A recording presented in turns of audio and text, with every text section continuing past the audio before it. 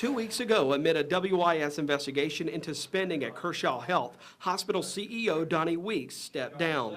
At the end of the month, Weeks' contract would have automatically renewed for 5 more years, but 2 weeks ago, the board voted to accept Weeks' separation.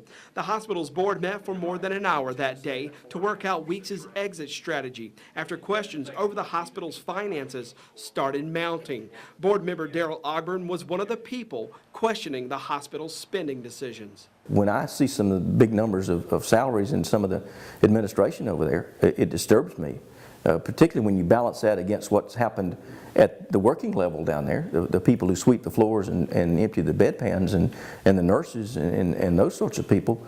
They've not been able to enjoy any increases in raises. Donne Weeks earns $332,994 a year, and in the past 4 years, hospital records show he took home $285,838.69 in bonus checks. In December, one day before Christmas, former board chair Scott Ziemke signed off on a $71,239 bonus check for Weeks, even though Weeks' personnel file shows he only met half his goals for the year.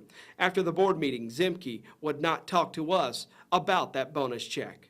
No comment today. Well, you signed off on about a little more than $70,000 in bonuses in December for the CEO here. Could you explain? I believe I responded to your request for an on-camera interview, and I'm going to decline. Thank you very much for the opportunity. Well, can you explain these bonuses that were given out? The goals, it says Mr. Weeks met were 50% of the goals set for him in 2012, but he still walked away with $70,000. Thank you very much, so thank you, Jody. Appreciate it.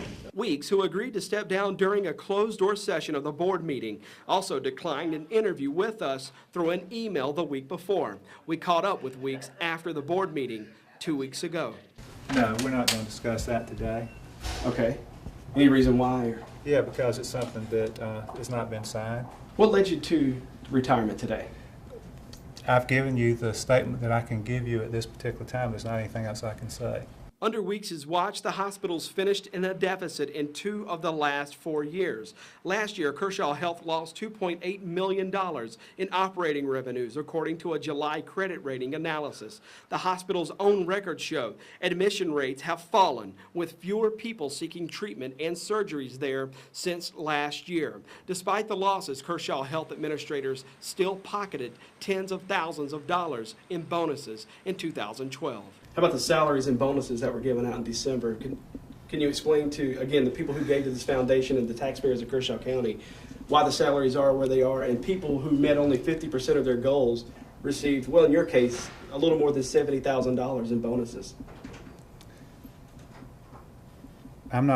We're finished discussing today. There's not anything else for us to discuss. This meeting today and the motion today was about my retirement, and here you are pursuing discussions about other things, and I'm not going to discuss them with you. You may have questions about some specific thing that you want to get information on, which I'm not going to discuss that with you today, but I will tell you from a general standpoint, the hospital is strong. The balance sheet is very strong from a cash standpoint, and we're positioned well. There was almost $800,000 lost just last month alone, $840,000 the month before. That's